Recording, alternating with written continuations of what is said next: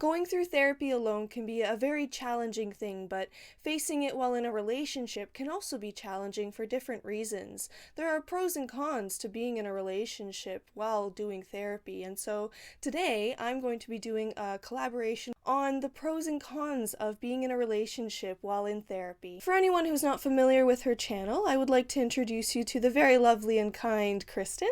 Hello everyone, if you don't know me and if I'm a stranger to you, my name is Kristen. I have a mental health YouTube channel called LikeKristen, and Becca and I are making a collaboration video today. Very exciting. We've been working on this for a few months and I'm so happy we're finally doing it. Today we're going to be talking about the pros and cons of being in a relationship while recovering and in therapy. So if you enjoy that topic, please stay tuned. Ideas are nearly as useful as what we do with them. An idea could escape. Ideas are bulletproof.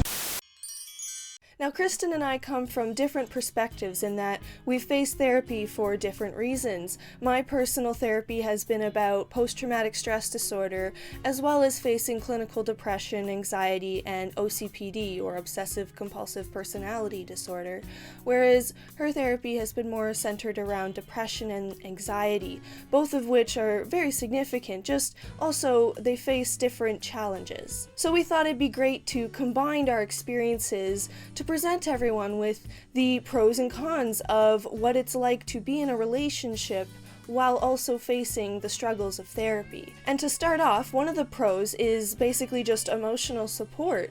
Therapy can be very emotionally draining, and having someone to be able to go home to hug or to vent to and cry to about the emotional struggles that you're facing while having to go through the different types of therapy you're facing can be really helpful in dealing with the turmoil that a person can face while working through therapy. And likewise, Kristen thinks, like Becca said, having someone there to support you during your recovery and during your therapy is such an amazing thing. Having a support system around you while you're starting recovery and while you're in recovery is amazing. One of the big pros for me is my partner motivates me in recovery. He motivates me in my life, and he motivates me in a lot of aspects of my life. Some days I just lay in bed and I just don't want to get up, I don't want to do anything, and I don't want to go to work, and I don't want to go to school, and I don't want to do my homework, and I don't want to make a video, and I don't want to talk to you guys, and I don't want to talk to myself. I just want to lay there and I just want to sleep. But he tells me, get my ass out of bed because I have so much to do today. I do have a lot to do today. He motivates me and pushes me toward my goals, but I've never had a partner that with every single thing that I want to do with my life, every single dream that I want to do, he's like so encouraging and so motivating. Even though I have like really stupid ideas sometimes, he says, okay, do it. And I've never had a partner or anyone in my life that really said, yes, just do it. You can do it. And when he says that, when he says I can do it, it really motivates me.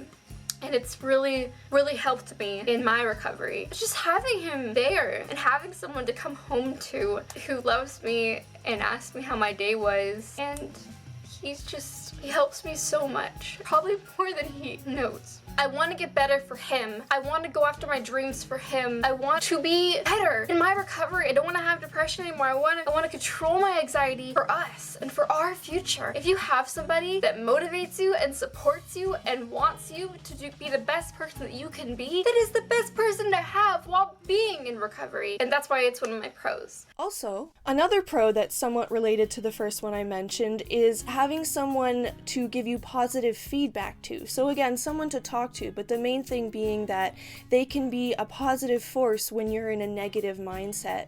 Sometimes going through therapy can really put you in depressive states because sometimes it involves working through a lot of really dark things that have happened to you, sometimes abuse, sometimes it just means working through really dark emotions that you have a hard time with. And sometimes this can put you into a state of negativity where you're thinking down on yourself or you're judging yourself for the negative feelings and thoughts that you're having over all the things you're working in therapy. And so having a spouse to be there for you when you're feeling this way and to remind you of the good, positive things about you and of how helpful therapy really is and how good it's going to be for you in the end is really, really helpful and motivating in continuing with the struggle that it can be. And the last pro that we have to offer is... one of the big things that I found while being in a relationship that I've never found before, or anyone else before, is my partner keeps me accountable for my recovery. I know that my experience might be different than everyone else's, but in my life, he keeps me accountable for a lot of things in my recovery. If I feel like I'm going to self-harm, because I have a self-harm addiction that I am still working through. If I feel like I'm gonna self-harm, I know I can always text him or call him and he keeps me accountable and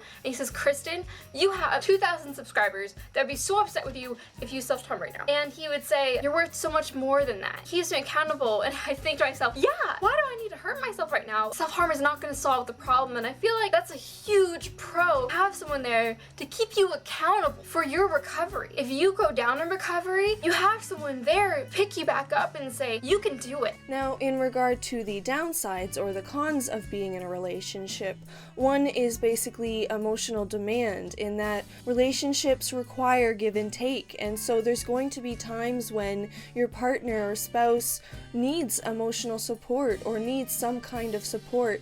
And when you're going through therapy, as I mentioned, sometimes that can leave you in very vulnerable positions emotionally, and in that case you're not really available to support that person. You're in too weak of a state, or you just don't have the emotional energy to dedicate to them, and everyone deserves to be supported emotionally in a relationship, so this can be very challenging while trying to work through your therapy. And another con that Kristen thought of is... personally, I found out that one of the cons of being in a relationship while recovering in a therapy are sometimes they don't understand. They don't understand that my behavior is not a reflection of what they're doing. Because sometimes my partner believes that my attitude and my behavior in certain situations is based on him and him doing things. But in reality, it's all my anxiety or my depression, or maybe I'm triggered for my PTSD. Sometimes it's really hard to tell them, no, it's not about you. It's nothing that you did. It's just me. And sometimes that can be hard in the relationship, because one minute I can be totally fine and happy, and the next minute I can be just a mess. And sometimes he believes that it's his fault. And I feel like it's a con, because like I have to keep repeating myself that no, it's not your fault. Nothing that you did caused my attitude. It's just the way I am with my depression. And I feel like that's a con, because sometimes it can come between our relationship, it can get in there, and you know, feelings can get hurt for misunderstandings. And so I really feel like that's a big con in recovery, is when they don't understand what you're going through. And another particular con that's very unique to someone with PTSD in my situation is that something I need to work on is my boundaries in relationships in particular, and around myself as a person. And it's very difficult to work on boundaries like that when I'm intertwined in a committed relationship with another person. It's like trying to fix a car while it's still driving down the road. It's not quite as functional, and so it can be quite challenging to work out fundamental parts of a relationship in therapy while also actively trying to participate in a relationship. While Kristen thinks that one of the downsides are, I'm not worth love. I'm not worth my partner's love. I'm not worth being in a relationship. I'm not worth this. Now these are the thoughts that come in my head like 1,000 times a day. Whenever I look at my partner, I just think, how am I worth this? How am I worth someone loving me unconditionally? How am I worth someone looking at me like that? And every time he looks at me, I think of this. Every time he looks at me, I think, how am I good enough for that? And I feel like that's a real big con in being in a relationship and in recovery, because your mind is having all of this negativity. When you are depressed, you have all these negative emotions inside of you. I feel like the negative thoughts like that, the negative thoughts that tell you that you're not worth it, or you're not worth love, or you're not worth your partner's time, I feel like that's a big con in a relationship, because most of the time I keep it internally, because I know that I'm worth it. I know that now. Give it to me, I'm worth it. Baby, I'm worth it. I'm worth it.